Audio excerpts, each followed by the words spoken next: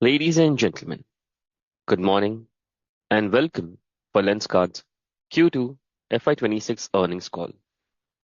To present the results, we have with us Mr. Piyush Bansal, co-founder and Chief Executive Officer, Mr. Abhishek Gupta, Chief Financial Officer, and Mr. Nikunj Mal, Head of Investor Relations. As a reminder, all participant lines will be in the listen-only mode, and there will be an opportunity for you to ask questions after the presentation concludes. Should you need assistance during the conference call, you may use the chat option to interact with the moderator. Please note that this conference is being recorded.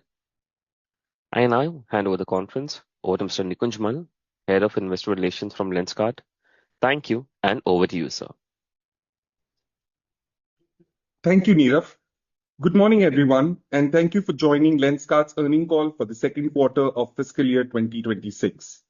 Before we begin, I would like to remind you that some of the statements we make today may be forward-looking in nature and are subject to risks and uncertainties. The conference call may contain forward-looking statements about the company, which are based on the beliefs, opinions, and expectations of the company as on the date of this call. These statements are not guarantees of future performance and involve risks and uncertainties that are difficult to predict. We have uploaded our Q2 results and a detailed shareholders letter on our website and stock exchanges. Please note that during the call, consistent with our IPO prospectus, the financial numbers we are going to be presenting are referring to the pro forma financials for like-to-like comparison unless stated otherwise. Reported financial statements reflect acquisition of Lenskart, Meller, and GeoIQ from their respective transaction closing dates. Pro forma financial statements present the financials as if the acquired business had always been a part of the company and hence represent a clearer business trajectory.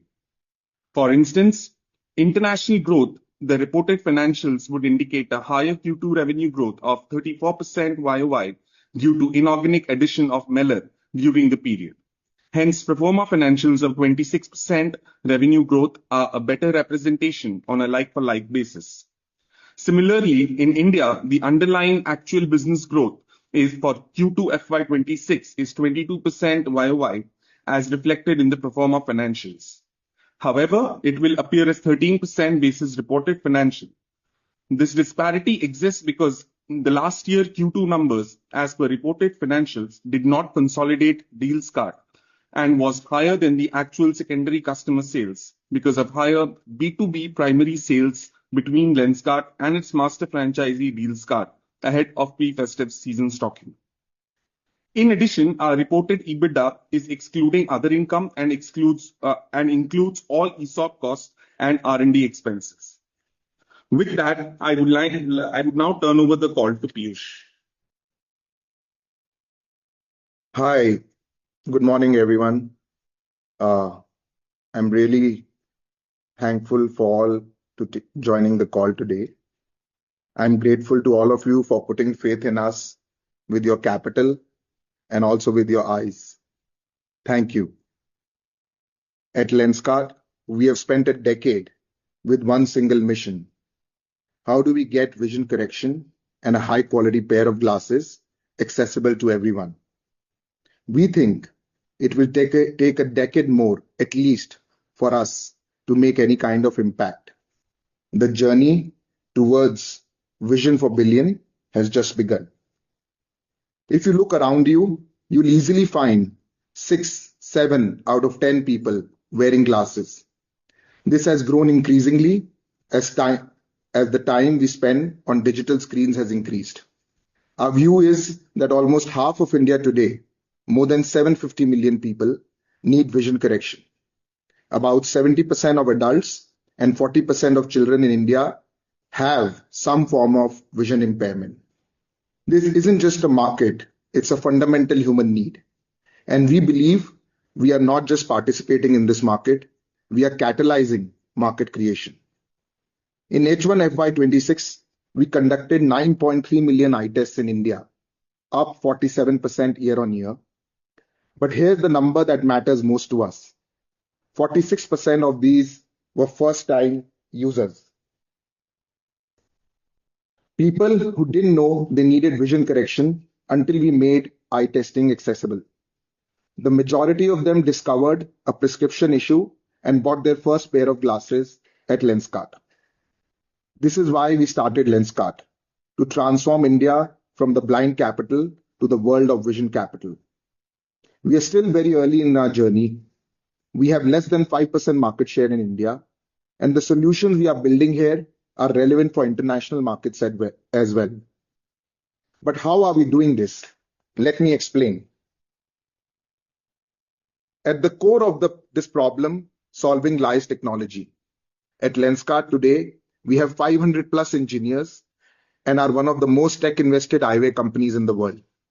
Technology solves three critical problems: where to open stores, how to scale eye testing, how to deliver everywhere. Our AI platform, GeoIQ, analyzes 3,000 plus variables to identify optical locations, ensuring disciplined expansion and low paybacks. We have deployed remote eye testing in 500 plus stores in India and even Japan now, allowing one optometrist to serve multiple locations using AI-enabled copilots with a high degree of efficiency and quality.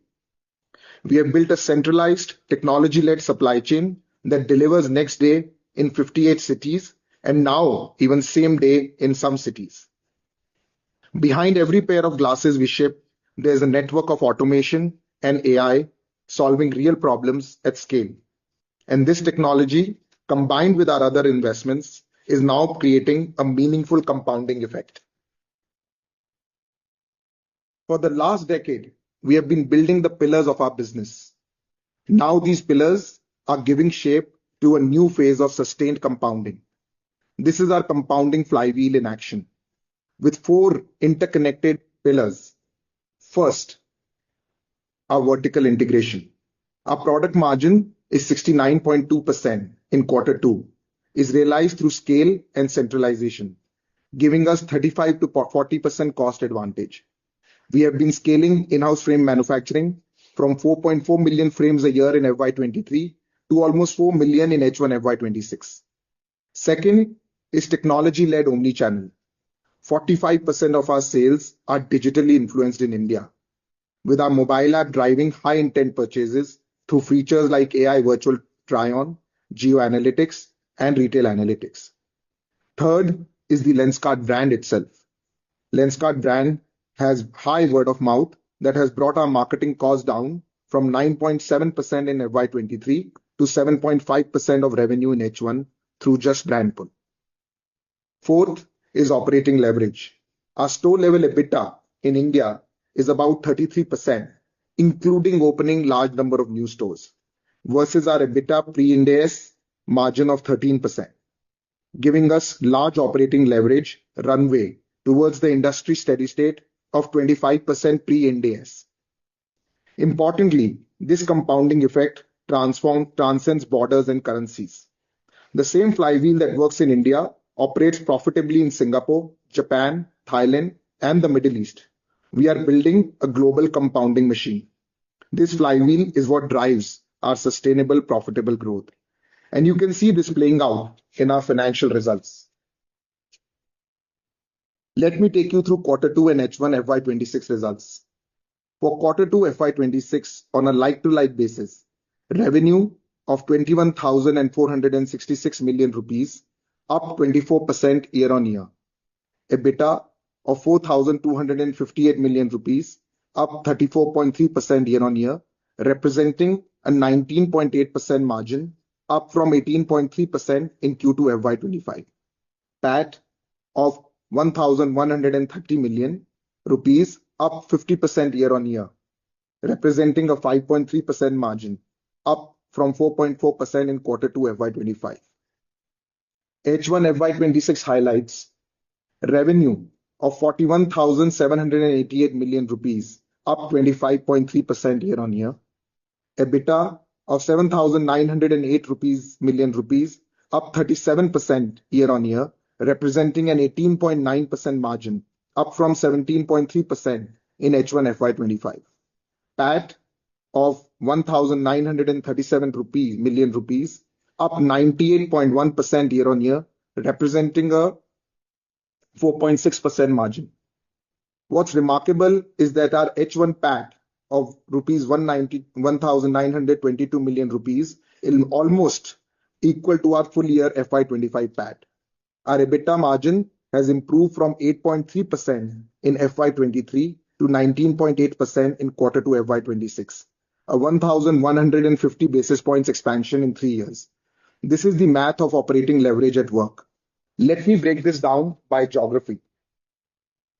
Our India business grew 24.7% in H1 with a 19.5% EBITDA margin and 13.4% pre-Ind AS margin, up from 10% in H1 FY25. Our stores delivered an adjusted same-store growth of 15%, consistent with FY25 levels. Beyond that, we achieved approximately 20% adjusted same pin code sales growth, indicating that we are gaining market share within existing geographies. The growth was primarily volume-driven, with eyewear units sold up 24%. We expanded into new cities and went deeper into Tier 2 markets. Our loyalty program, Lenskart Gold, now has 7.4 million active members. Coming to international business. Our international business grew 26.1% in H1 with 18.2% EBITDA margin and 5.9% pre-Ind AS margin, up from 4.7% in H1 FY25. What's important here is that the majority of the growth came from same-store performance. We are leveraging our India capabilities, supply chain, technology, manufacturing to drive growth and profitability across our markets. Our international strategy is phased and deliberate. Each market is at a different stage. Singapore and UAE are established with market leadership. Saudi Arabia is in early investment phase. Japan and Thailand are scaling with improving economics. Now let me explain what I mean by market creation. The most important question, what is our runway for growth? Third-party reports estimate the Indian eyewear market at $9.2 billion. While we believe this is a reasonable estimate, we are confident it still understates the true opportunity. As one of the few scale players in a highly fragmented market, our data reveals a much broader and more nuanced perspective. Our market creation thesis is built on solving problems that have remained unaddressed for decades. Same-day delivery, high-quality eye testing at scale, availability in remote towns, as well as right in your neighborhood through centralized manufacturing, reimagining eyewear as fashion with virtual try-on, and introducing the first paid subscription program for eyewear through Gold membership. We are pushing the boundaries of eyewear design with creative collaboration, including Batman, Harry Potter, Masaba, Hello Kitty, and now Pop Mart, bringing new consumers into the category and expanding its relevance. Importantly, our pricing is not determined by competition. We price for affordability and accessibility. Each of these innovations has had a direct and measurable impact on expanding the market. What we are seeing in quick commerce today reinforces a principle we understood early in our journey. When you remove friction for the consumer, you don't just serve the market, you create it. We began with 4-day delivery, moved to 3, then 2. Today we deliver next day in 58 cities in India and recently introduced 2-hour delivery service in Singapore. Each step towards greater convenience has unlocked new demand. So first, we are creating the category. As I mentioned, 46% of our eye tests were for first-time users, people who were not part of any market estimate. We are converting latent need into active demand. Second, our micro-market performance proves the depth of demand. In cities across India, across tiers, in India, we have tripled our stores and doubled revenue per store at the same time. Whether it is a metro, tier A, tier 2, this is not cannibalization. This is market expansion. Let me be specific. We have stores opposite each other in locations like Chembur in Mumbai. Over the last 2 years, cannibalization has been minimal. When we add density to a postal code, we are not splitting the same pie. We are doubling the TAM in the postal code. Our runway is therefore not just about capturing share in a fixed market. It's about 2 powerful vectors of market creation. One, geographic expansion. We have identified about 2,800 unserved PIN codes in our existing 431 cities, plus 2,000 new towns through our GeoIQ platform where we have no presence, but dynamics are similar to our existing towns. Second, market densification. Our data shows we can continue adding stores in existing markets with minimal cannibalization.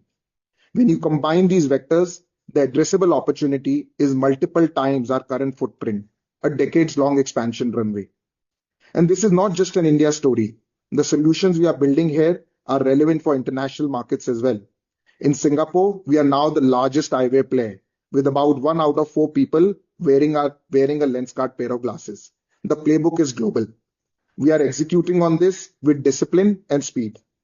In H1 FY26, we added 203 net new stores in India.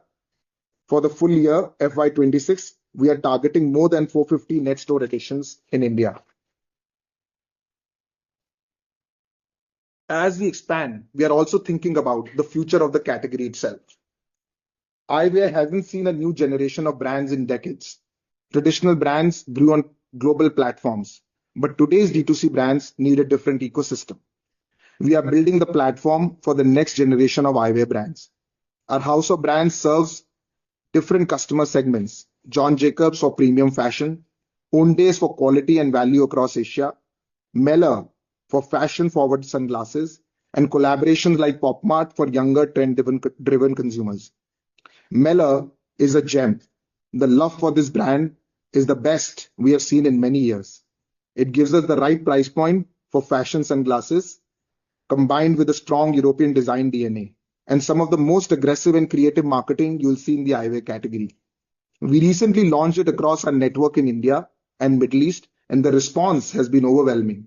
I encourage you to check it out online or at your nearest Lenskart store. Could Meller be the Ray-Ban? Could Meller be to Lenskart what Ray-Ban is to Luxottica? I don't know, but the potential is certainly there. Our goal is to be the enabling platform for the future of eyewear, bringing customers more choice and helping new brands scale on our infrastructure. But the biggest transformation is yet to come. Customer experience remains central to everything we do. Our NPS improved from 70% in FY23 to 79% in Q2 FY26. AI is becoming the cornerstone of everything we are doing because we believe it's the only way to solve the problem of vision correction at scale. When you get your eyes tested, AI is helping our optometrists. When you try on frames, AI is powering your frame recommendations.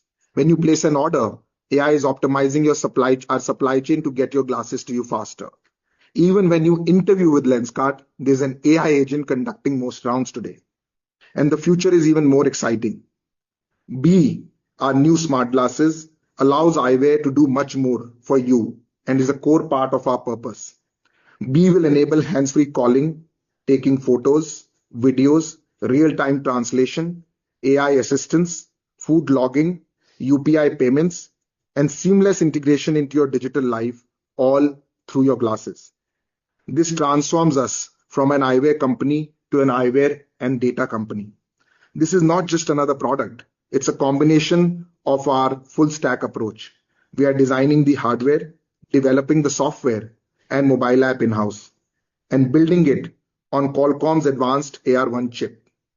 And this is just version 1. This is one of the greatest times for us as we look forward. We are grateful to all our shareholders, customers, employees for your trust. We are excited about the journey ahead. This is still day 0. With that, we'll open the call for your questions. Thank you very much. We'll now begin with the question and answer session.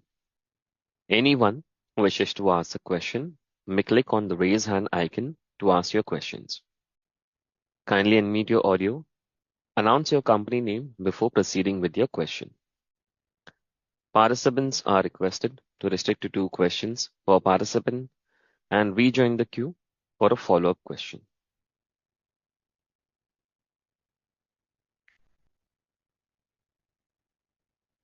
First question is from line of Vivek Maheshwari. Please go ahead.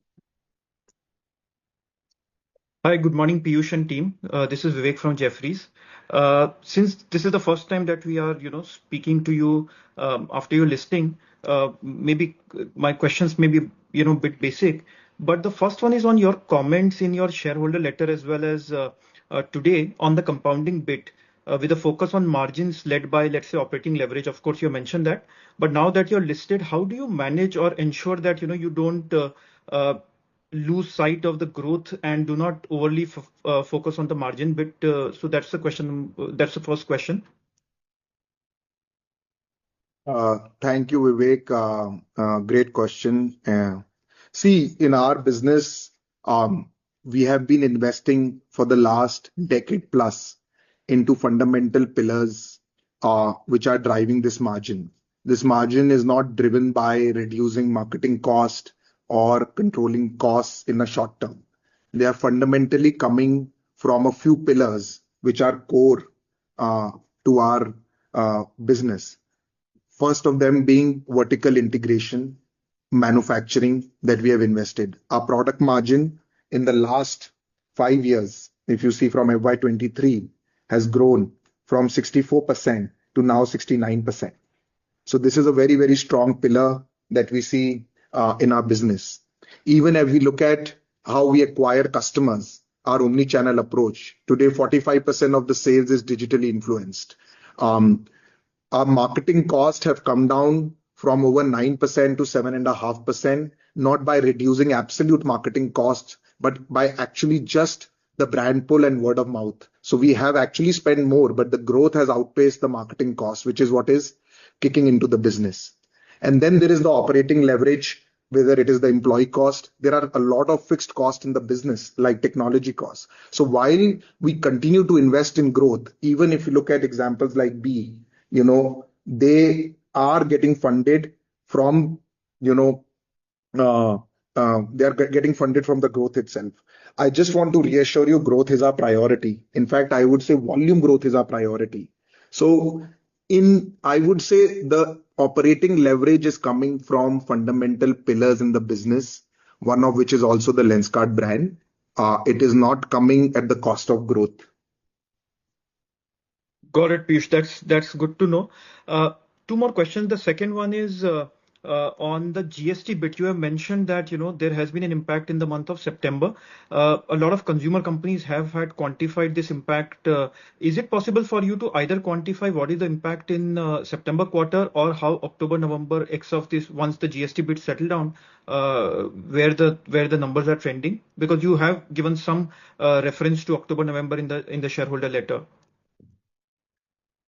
Yeah, thank you, Vivek. I was expecting that question. So overall, I would say we still had a very strong quarter too. We did see demand softening in the month of September because of anticipation of revision in GST rates, but I would say we still did fairly well. What we have seen is this has more than normalized in October and November. In fact, I would say because we passed the GST benefit to the consumers, we have seen a very, very strong demand coming from consumers in a category like ours. So I would say we do not give future guidance, but I would say we have seen very, very encouraging signs in demand coming in Q3. Okay, got it. And last one, Piyush, this 10-month payback, what you have mentioned in the shareholder letter, and of course, that is what, let's say 80% plus of your stores have done in the past also, as given in RHP. How fixated you are, as you penetrate, and I understand the math that you have, and it's a brilliant, piece of information in the letter, but about the TAM via your stores. But how fixated you are, to this 10-month, payback, number one. Number two, do you think, and again, sorry if it's a naive question, but let's say you have mentioned about, how digital, influences, users, and they in turn walk up to your stores. Is there a possibility that, into the future, you may not need as many stores as you're thinking, because customers will be very comfortable, let's say, placing orders online? I know it's a very personalized category, but do you see that part playing out? So two parts to this question, and that's about it. Thank you, Vivek. Yeah, I'll take that one. So the first one, um, sorry, the first one? 10 months. Are we Yeah. fixated on 10 See, we months? are not fixated on 10 months, to be honest. I think we prioritize growth and market share.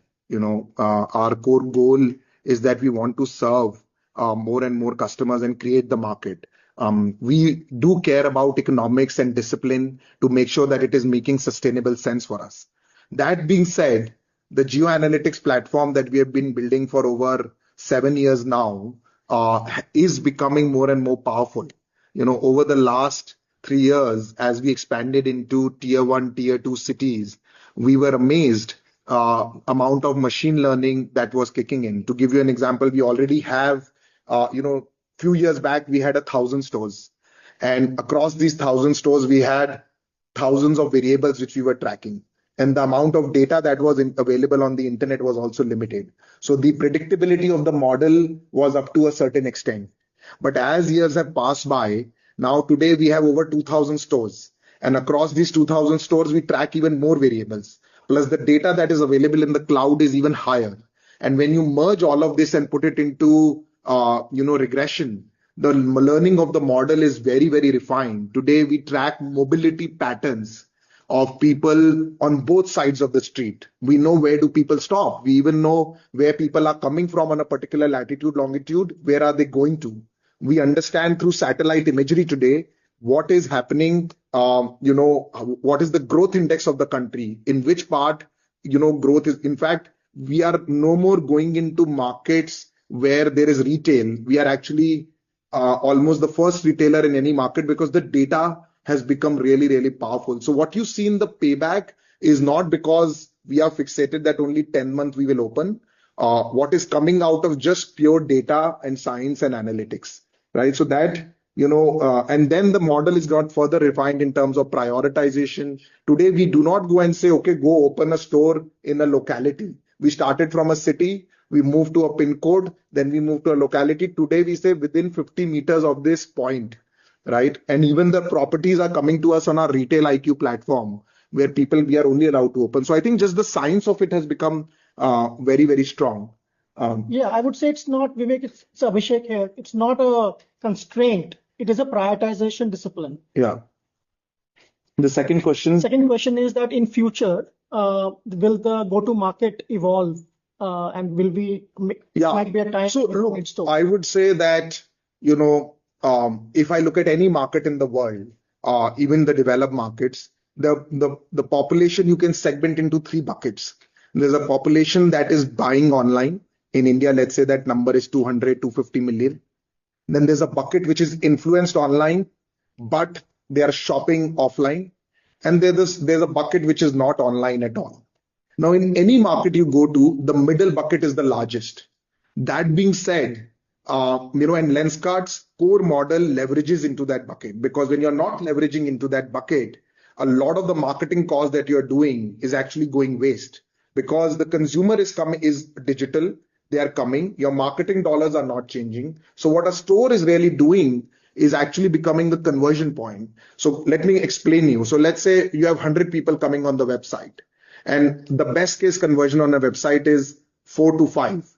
Now, even in an evolved market, this 4 to 5, let's say, goes to 10, right? But is 10 good enough?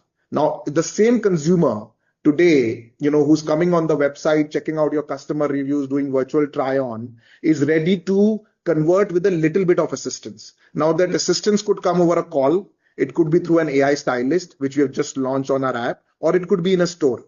And then that conversion of 100 from 5 moves to 10. And with the store, it moves to 20 to 30. And then you have someone coming to your house to do an eye test, it moves to 35.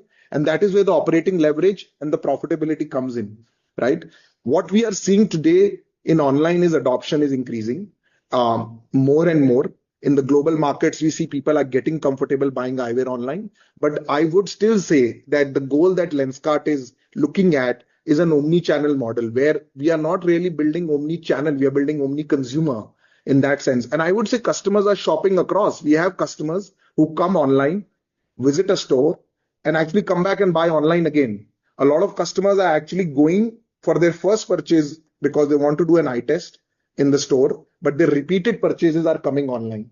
And some, after coming online, call somebody at home to complete their purchase. And this is evolving. So at Lenskart, I think we see this all as online. But yeah, adoption is increasing. We have launched recently a new assistant called B, which is also called B because it's an extension of our glasses, where you can chat with an AI agent. They scan your face. You can have a live video chat. It's very, very smart. It is in multiple languages. It scans how you look, thousands of facial features. It looks at your clothes and it recommends you real time the glasses. And that we have seen very, very great response. We are seeing people spend hours like they would spend in a store. Got it. Fascinating one indeed. Thank you very much, Piyush and team, for elaborate answer, and I wish you and your team all the best. Thank you, Vivek. Thank you very much. Next question is from line of Tejas Shah. Please go ahead. Yeah, thanks for the opportunity. This is Tejas Shah from Avendus. First of all, thanks for very detailed newsletter for sharing very minute details. First, impressive SSG 15%, all volume driven. Please, you just spoke about that our focus will be on volume driven growth. So just wanted to know, as a strategy, do you think pricing or premiumization becomes a meaningful lever in medium term? And second, the GST benefit as we kind of pass it on to the customers. Just wanted to understand how the category reacts to elasticity when such correction happens, and where does it take our competitive position versus unorganized in particular?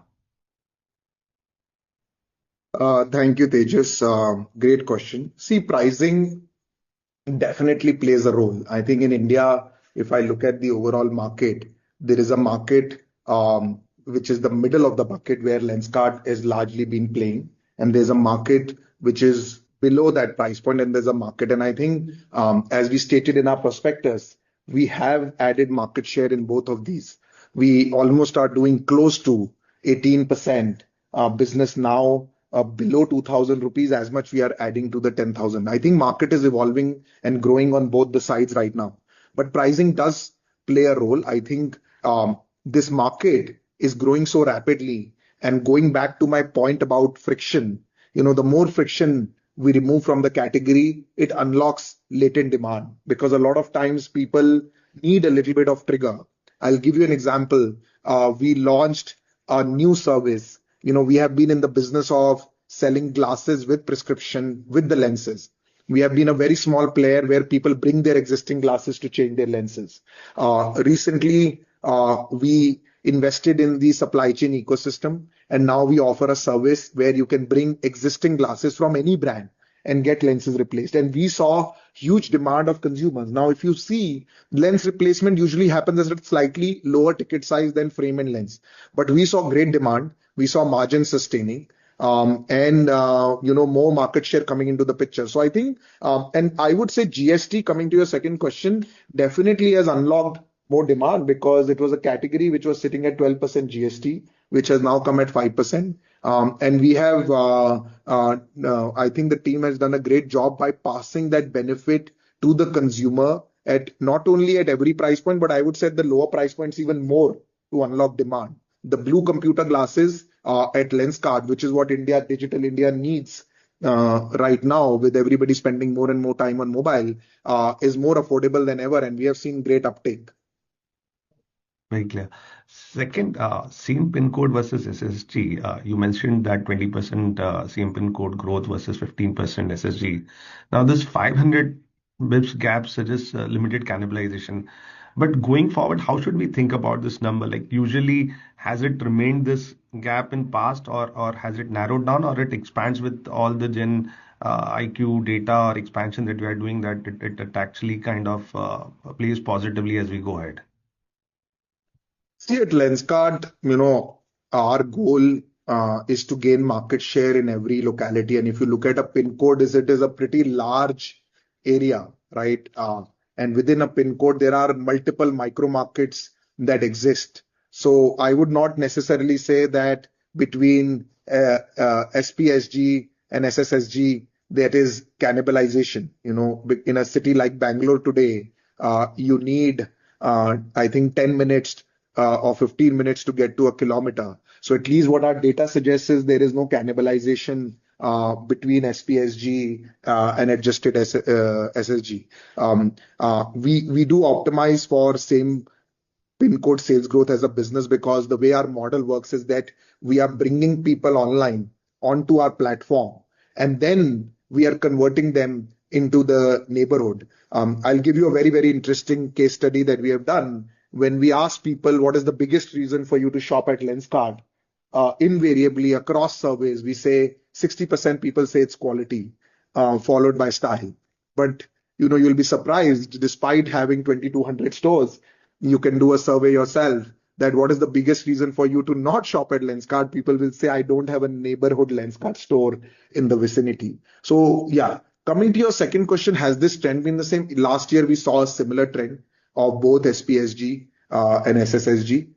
We are a very hyper-local business. And in fact, I would say a pin code is a very, very large base for us. Within a pin code, there are multiple markets and then there are micro markets. Unfortunately, I think we do not track enough data traditionally to be able to segment these consumers. We look at mobility patterns. So if I am sitting in BKC, people are coming to BKC at a particular latitude, longitude from what area and where are they going to? Do they come during the day? Do they come in the evening? Are they coming, lunchtime? It defines what a market is. And I think markets and catchments cannot be seen in the way we have seen them traditionally. There are more data points that need to be applied. And today you have so much data point about with quick commerce or food delivery patterns that are happening.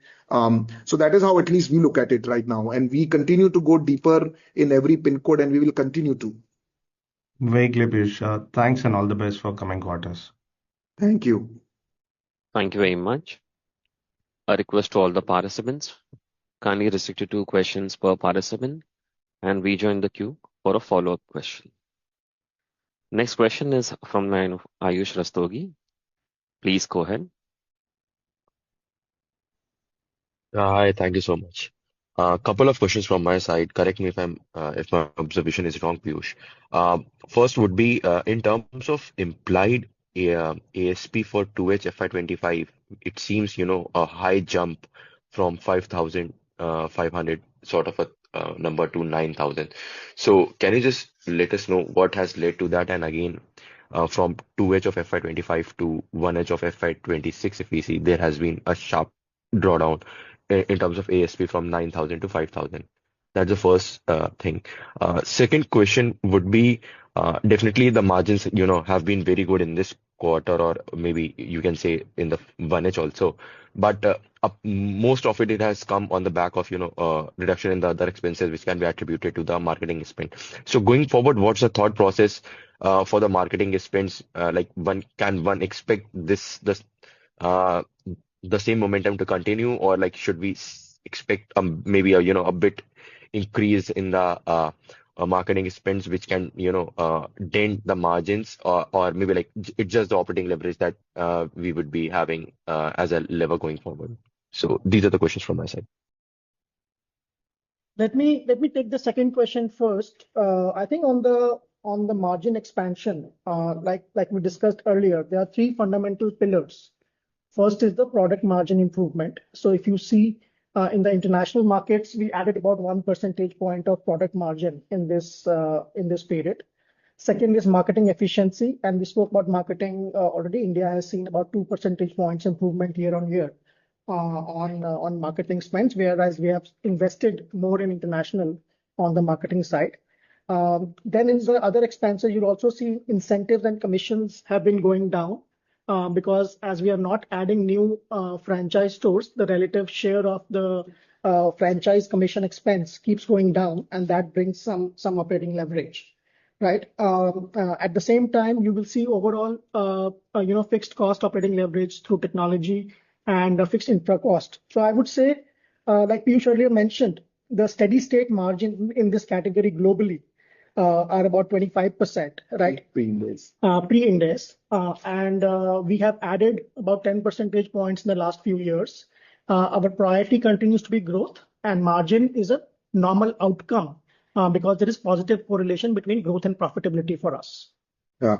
Ayush, thank you. I would just like to add to that, the product margin expansion would also continue in this category. If we look at our international business and we look at mature markets to new markets, we see a delta there because our international markets require technology and supply chain integration, which happens in a phased manners. As markets get integrated, we start seeing margin leverage coming into the picture.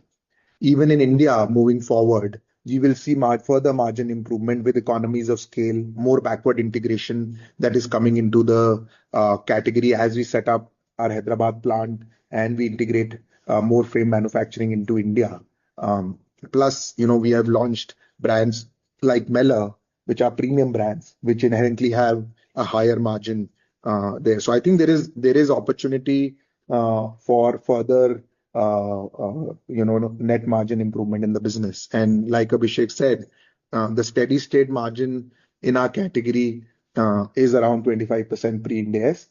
It is not something that we are committing that would happen in the next 2 to 3 years. It is a long runway because growth is our big priority. But in the long term, that is where I think the business will move towards. And Ayush, can you just clarify on the first question? When you're looking at the ASPs, which period and which geographies are you referring to? On the international front, for 2H FY25 versus 1H of FY25 or 1H of FY26. Yeah. So if you see our overall growth in international markets, Ayush, you'll see about 26% growth year on year.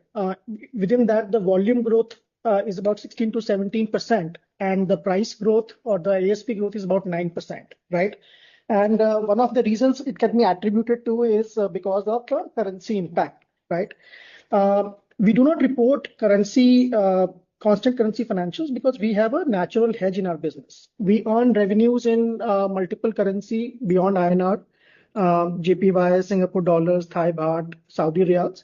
But at the same time, we also import raw materials into India. So they kind of offset each other, and the net impact is not really significant. And but that is the major reason for the ASP increase that you see in the international markets. In the past trends also that we have seen, the overall currency impact in our net financials is insignificant. Okay, but the implied for 2H of FY25 seems to be, way too high from 5,500 to almost 9,000. So, how much would have been, would have been led by the FX and how much would have been led by, the increase and then again the sharp reduction? The currency impact that I have is about 8 to 9%. The remaining, I'm not able to correlate the numbers. We'll just check. We'll get back to you. Why don't we check that again and maybe towards the end of the call if we can get an answer? Sure. Thank you so much. Thank you. Thank you very much. Next question is from the line of Shrenik Bachawat. Please go ahead. Hi, am I audible? Yes, sir. Hi, team. Good morning. Shrenik from Mahindra Mutual Fund. Thank you so much for the opportunity and congratulations on a good set of numbers. My first question is, can you throw some more detailed light on how the growth path will look in the international markets and how do we look at the store additions in the international markets over the medium term? And also, I've seen the Bhiwadi factory, which is very impressive, but how does the manufacturing operation and supply chain operations function in the international markets? Sorry, thank you. Can you repeat the second part of the question once? So, how does the manufacturing operations and supply chain operations work in the international markets? Like India, we have a great amount of backward integration and our own manufacturing capacities. Do we have our own manufacturing capacities in the international markets as well? Yeah, thank you. Great question. And I'll answer the second question first and come back to the first one on how we do look at growth in international. So, our international markets are relatively new. Over the last few years, the vertical integration has been progressively increasing. We run a hybrid approach where India, you would assume, I would say, is the core of supply chain. And then the last mile is local. Usually, all the high value activities happen in India. and then the low-cost activities happen locally. We are not yet fully integrated our supply chain across international. In markets like Singapore and Dubai, our supply chain is well integrated because these markets have matured, where unit economics are also now very similar to what we see in India in terms of growth, payback, etc. Whereas in other markets, every quarter that passes by, integration is happening right now. So we operate at a hybrid approach. I think overall, as a business philosophy in international, supply chain technology is very centralized. In fact, I would say all financial, HR, all these functions are run centrally. What we do locally in every geography is marketing and design, right? Which is very, very core for us to succeed in any market. Whether it is the design that works in the market to develop styles. I think traditionally what eyewear players have missed is that design, and I've seen even the most global players, when they sell their products, they sell the same product that they sell in US as what they sell in Asia. But if you look at the preferences of consumers and even the face shape, they are very different across these markets. And at least the wins that we saw in UAE and Singapore came out of designing to the market, collaborating with partners to the market. So that is very local. Our marketing is largely content-led and social media-led, which again, it makes very, very big sense to do it. So I think we have arrived at a very, very good balance here, which ensures that we run a very, very low-cost operation, but at the same time, we do what is needed locally. So to summarize, I think supply chain integration is underway. It is not where India is, but in the times to come, it will get there. Coming to the first question on how we think about international. See, I would say international is following our trajectory in India. We are about 3 years behind India. But one thing which is very heartening for us to see in international is that the operating leverage and profitability is kicking in sooner than it kicked in India. In India, actually, we see profitability come in at a much later stage. But because large part of the pillar systems, whether it is supply chain and the knowledge that the company has on how to market and the strategy, we are seeing this kick in. If you see our international business, and we did not see this in India this early. It was pre-India's negative 4.3% in FY23. And it has already reached about 5.9% in H1 FY26. Now, this is not forced. This is again coming, I think large part of what you see here is coming out of the pillars that we have established locally in India. One thing for us to note is that in international, our margin is about 75% versus 63 to 64% in India, right? Which is 10%, 11% higher. And in mature markets, even higher than this. Now, this is another 11%, and in the higher markets, even more differential for us to create value for the customers. And secondly, the myopia rates in our markets is very, very high. In India, we are talking about 60%. In Southeast Asia, the government declares myopia rates at 80%. If you go to the government of Singapore website, they say 83% of people get myopic by the age of 18. So the demand is increasing very rapidly. In fact, I would reiterate that the demand in the markets that we operate is also growing very rapidly. In fact, the demand is moving towards D2C brands. But the solutions that are available in the market, do not cater to the styles that the consumers, the consumers are used to.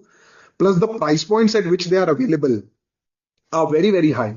Now, if you look at kids, at about 12 years or 6 years, large number of kids get myopic. The solutions available in these markets cost into hundreds of dollars. And we, with our supply chain, centralized supply chains, and with our economies of scale, are able to provide products at even a much large differential in these markets that we do in India. So I see the opportunity here very, very large. And it is a multi-market approach, I would say. International, I would say one should take a longer term view. We are very positive. In fact, we are very excited. Growth is what matters to us there. And we are taking a very calibrated approach. In FY, till 3-4 years back in India, we used to open only 50 to 100 stores a year. And then as we calibrated into markets, we expanded this journey.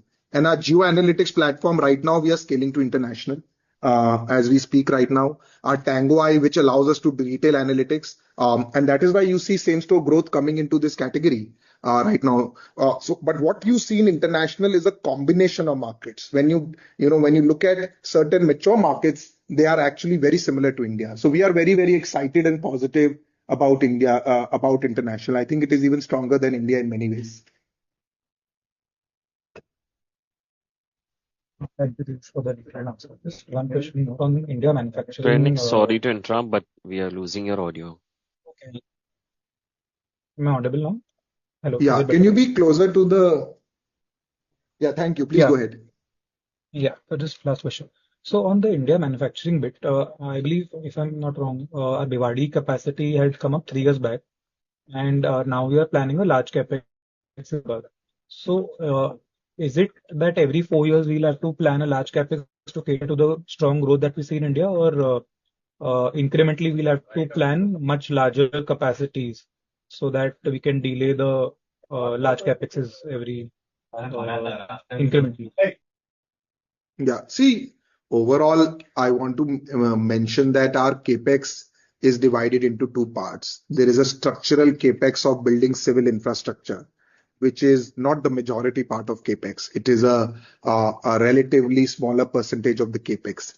And because we are so positive on the latent demand that is coming into both India and international, it is better to invest in it ahead of time because it takes approximately 2.5 years for the infrastructure to come up.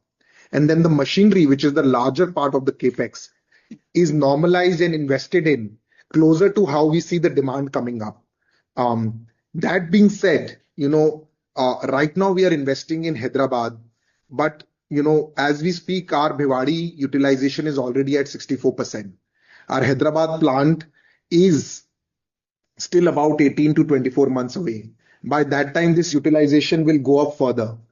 And that is when, this plant would come in. I do want to iterate that through these factories, we are not just, creating backward integration. We are actually taking customer experience to the next level, and which is what is driving this growth, and which I mentioned about in the market creation. Today, we are delivering in 58 cities next day, okay, through one factory in Bhiwadi, right? And as we see, when we move from 4 day to 1 day, the demand that got unlocked was very, very massive for us because even sitting in the same city, people were not able to do that. Uh, Overall investment in Hyderabad is also to create that customer experience right now. It is not necessarily to say that every dollar needs a capex investment. We have capacity right now, but right now we have to think about long term. We are just scratching the surface, but it is. I know we have capacity, but at the same time we have higher demand than the capacity we will create. We have in the next few years. Yeah, and look, we are looking to expand in the next 3 years, 3x of the current capacity, it's in anticipation of the growth that we are seeing. So this is an upfront investment. Yeah, and it is in a phase manner. Look, civil infrastructure, if I'm investing $1, it's about 20% of that dollar, 20 cents of that dollar. Remaining of that happens in a phased manner, like we did in Bhiwadi. So I think we feel quite comfortable about it. Thank you for the detailed response. All the very best. I just want to add to this. One of the things that we are also doing increasingly now is moving frame manufacturing into India. And that we see we are able to manufacture in India and save at least 20-25% on the cost when we do it in India. And our ability to do back engineering innovation is much higher. Our lead time reduces, so working capital also becomes better. So these investments are also fueling margin expansion, lead time reduction, higher innovation, which is what India needs right now. And what we have done in Hyderabad particularly is we have opened, the location is very strategic. It is about 7 minutes away from the airport. And so the access we get into the international markets is very large. And just wanted to get back to the previous question on the ASP. Ayush, I think the numbers you're looking at are not like to like. Probably the volume which you are considering for H2 FY25 or the full year FY25 is excluding Meller, and the shareholder letter which represent data including Meller for H125. So hence the delta which you are getting reduces the volume, which is showing a higher ASP. There is no material movement in H125 to H225 on ASP. Of course, we can connect offline to go through the reconciliation post the call. Thank you very much. Next question is from the line of Mihir Shah. Please go ahead.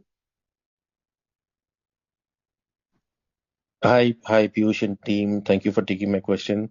This is Mihir Shah from Nomura. Firstly, congrats on a good set of numbers. Usually, when one looks at the throughput per store in a metro versus a tier 1 or 2, there is a materially higher difference between both of those stores. But believe your throughput appears, between between the metro stores and the tier 1 doesn't appear to be much materially very large. Wanted to understand if that is the correct understanding, and if so, what is driving high throughput per store in the tier 2 stores, similar to the ones that is there in the metro stores? So that's question number one.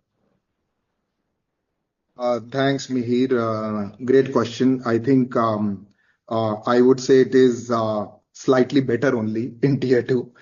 That's been our learning. See, I think what we are seeing is that the availability of more high quality and professional opticians in tier 2 is relatively lesser than what you see in a metro and a tier 1.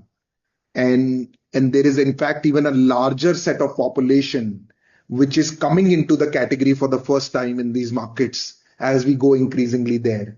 And when we look at new people that enter into the category, for them, Lenskart is a preferred choice for the majority. So what we are seeing, and we are seeing this across, right? We have now thousands of tier 2 plus stores, and even this year we have added 94 odd stores in tier 2, 93, 94 stores in tier 2.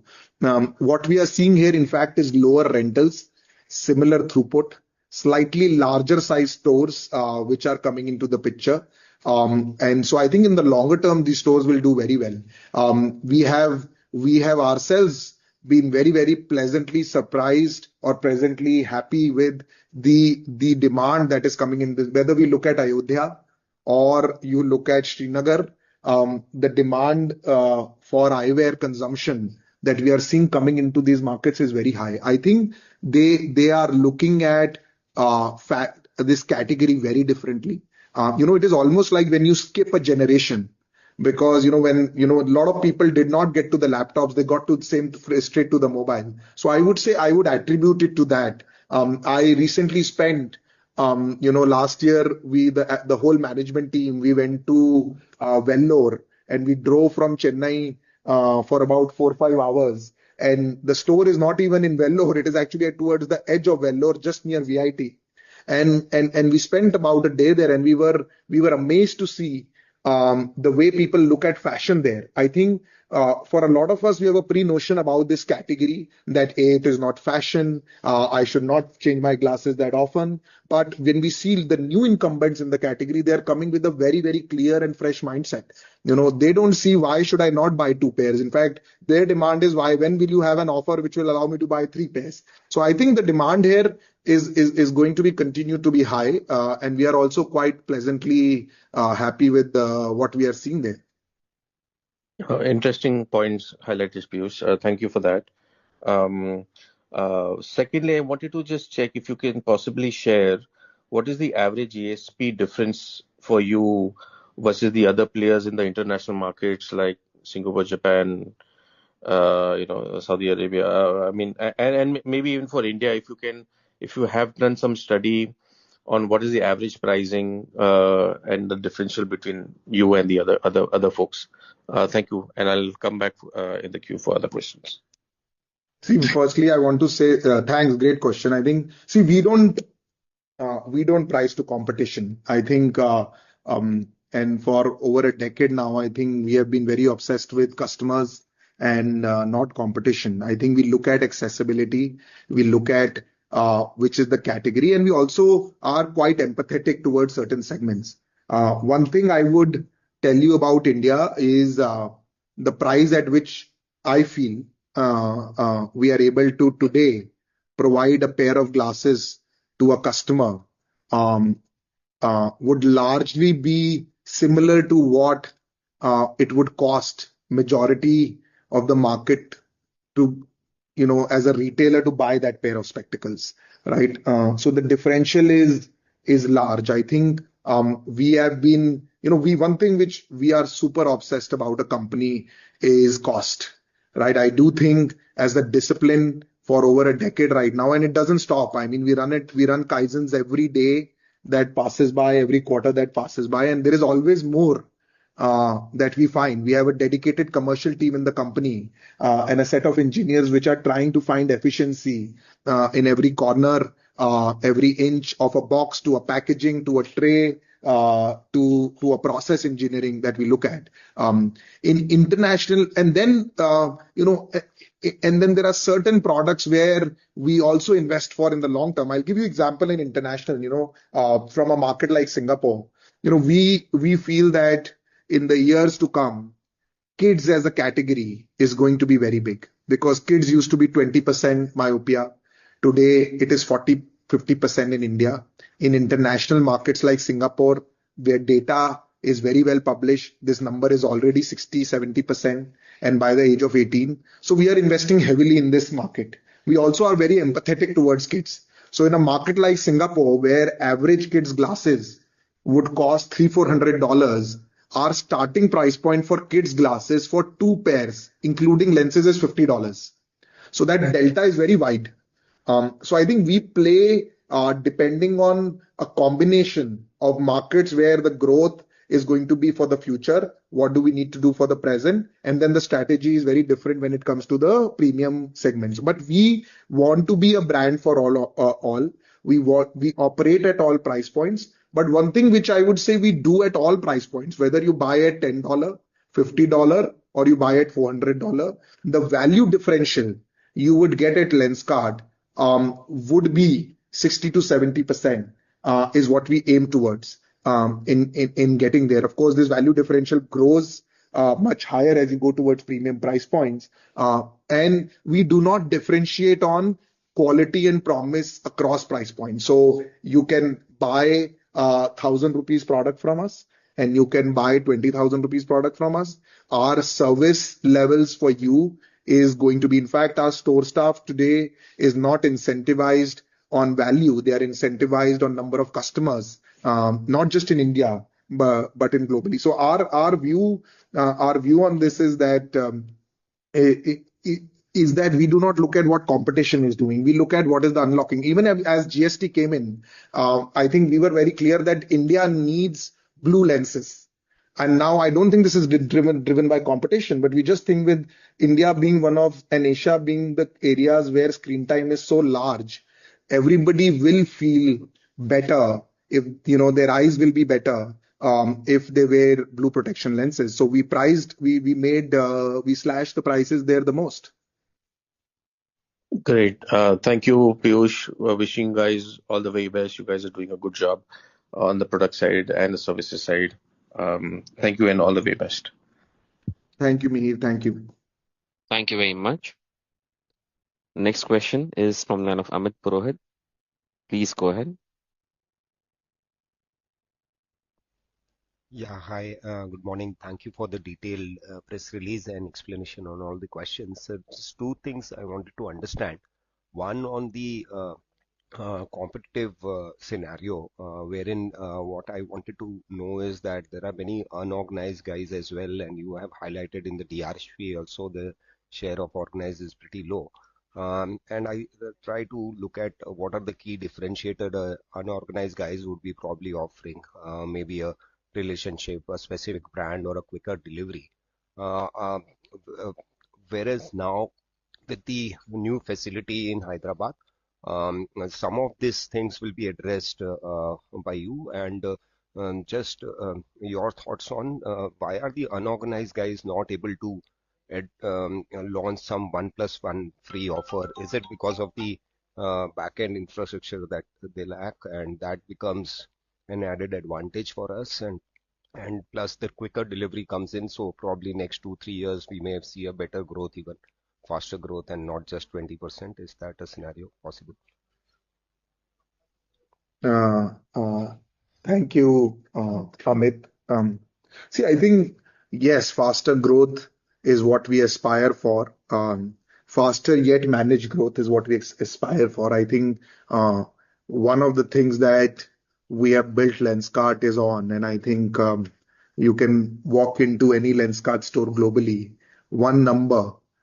I can understand a store staff not knowing their sales, but they would definitely know their net promoter score, right? And that is a number that we see is a leading indicator of our growth. And under any circumstance, that number supersedes even our expansion, right? We would never let that number drop, not in India, not in international.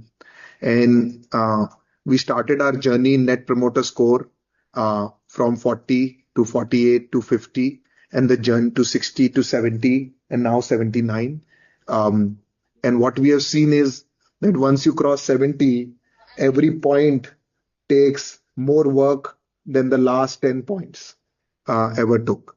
So I think for our, what we have seen is that uh, it is difficult. I would say I have never even really looked at, and at the company, we do not obsess over competition. I think everybody in India, considering the problem the way it is, and globally also now, we need more players to unlock accessibility in the market, and everybody plays their role.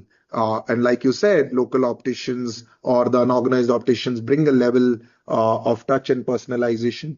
But our endeavor is to go deep into customer. I would say people buy from Lenskart. Of course, there are fundamental pillars of quality, of the way we cut our lenses.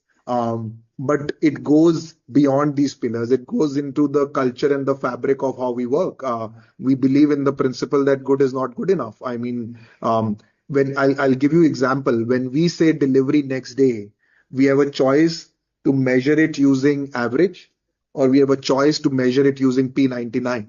So when we say we deliver next day, we deliver it not 80% next day, and then the balance 10% will come in the second day, and then the last 10% will have a 3 to 4 day tail. That is what we have seen in most of the logistics ecosystems, around. And that is why we had to invest in a proprietary logistics ecosystem where we commit ourselves that either we will deliver next day or we will give you 50% of your money back. And that gets credited without you asking for it. You don't need to make a call. And that pushes the bar every day. And that is why we deliver with 95, 96, 97% reliability. This is just one example of how. So I think why people, this is a slightly longer answer of why people choose Lenskart. It's not one answer. I think it's because what we believe is good today is not going to be tomorrow. We don't think we have found any mousetrap. Even if you look at packaging today, we are moving towards sustainable packaging. We don't need to. I don't think the market today is talking about sustainable packaging. A market like Singapore, we have already moved to sustainable packaging. So when we look at our business, and consumers look, we believe that satisfaction is not good enough. It is all about delight. It is all about whether we will become a part of the dinner conversation today or not. And so decisions are based on that. Every Tuesday, the whole management sits for the first 2 hours in the morning, 9 to 11, and we do a call with store managers across the globe where they tell us what customers are saying. A chart is made. I have a dedicated person in my CEO office who's then tracking every detail. And that detail is what matters in the long term. In airport, I was there, a few days back when we had come for the IPO ceremony, and someone I bumped into the airport. They said, "I'm shocked that they deliver glasses to my gate in our airport store just within 20 minutes. So I can place an order at the airport store. There's a remote optometry which is 24 hours, which happens sitting in Kolkata. And after you place an order, somebody brings it to the lounge or to the door." I think that last mile of customer experience is what brings customers back into the Lenskart ecosystem. Sure. Thanks a lot. Just one thing. This Hyderabad facility will further improve our logistics and deliverability to the. Absolutely. I think there is no end to this because, like I said, this is a Kaizen. We will improve it before Hyderabad comes up further. And with Hyderabad, we will take it to the next level. I mean, we have worked very hard to make sure that this location is close to the airport, and every minute counts in our business. So yes, today Bhiwadi, where we are, is about 2 hours away from the airport. This is 7 minutes away from the airport. So there is going to be in like Singapore. We just launched a 2 hour service, and we have seen amazing response and unlocking of demand like never before for contact lenses. And we continue to experiment and innovate to make the service better and better every day. Sure. And the last question is um, just on trying to get some data points on the balance sheet side. There is some intangible assets which is figuring in Q2 balance sheet, which is intangible assets under development. Is that any explanation on that? Yeah, Amit, this is Abhishek here. On the balance sheet size, this is a good question, good catch actually. This is the goodwill and intangibles that we have capitalized as a part of our purchase accounting for the Meller brand. So it is, we don't capitalize any internally generated software or any R&D. This is something which is part of the goodwill purchase accounting. Sure. Thanks a lot. Thank you.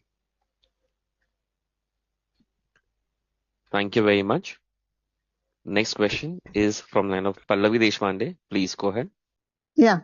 So I just wanted to understand on the Crisal lens that we offered in Singapore is not widely offered in India. Any particular reason for that?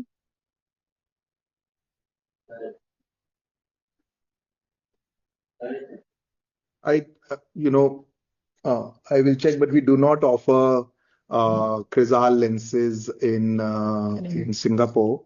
There could be a pilot that the team could be doing. I will recheck on it, but we do not offer Crisal lenses. We offer lenses. It could be a pilot. If you saw it, I understand. But what we do is we offer lenses in 4 categories. And maybe we are doing A/B testing to see how customers understand or maybe a quality check. But we offer Lenskart lenses. Then we offer Ondays lenses, which is the next segment of lenses, which we are supplying in India also and also in Japan. And then we have 2 more brands, Rodenstock and Tokai. Tokai is a Japanese brand. Why we got into our portfolio and exclusively in India and now expanding to other markets is they use neuroscience technology. We were earlier importing these lenses. Now we are manufacturing these lenses in our factory in Bhiwadi. Our latest addition is Rodenstock, which is a German lens, which we are also now manufacturing. But I'll look into it and thank you for pointing it out. But right now our strategy is to create lens brands for the future, and where we find specific use case or an R&D, then we try to do a license partnership and try to manufacture it ourselves. Right. My second, what do you say, observation or guidance would be that, on the blue block lens, maybe more needs to be done in terms of quality. I've been using one Lenskart blue block lens and it's been giving me a headache. So just a pointer on that side. That's all from my side. Thank you, Pallavi. Thanks for the feedback. I'll be in touch with you. Thanks for sharing this feedback. We do take this very seriously. We invest actually in the whole science of our blue block lenses, from material to monomer to coating is done by our R&D team. We'll be getting in touch with you within minutes of this call, and I'll be speaking to you to take this feedback, and we'll do everything that it takes to get you satisfied. Yeah, no, this was not for my satisfaction. I'm just saying that since you said, you've said it twice on the call today that you want to take this more widely. So I'm just worried about any damage to the brand in case it's not fully, prepared in terms of quality. No, absolutely. Every feedback is crucial for us. Thank you. Thank you. Thank you very much. Ladies and gentlemen, we'll take that as a last question. I'll now hand the conference over to Mr. Nikunj Mal for closing comments. Thank you everyone for joining. For any further questions, please feel free to reach out to me or write us at investor.relations@lenskart.in. We look forward to seeing you again in next quarter. Thank you. Have a good Thank day. you. Thank you, everyone. Thank you very much. On behalf of Lenskart, that concludes this conference. Thank you for joining us, and you may now leave the meeting. Thank you.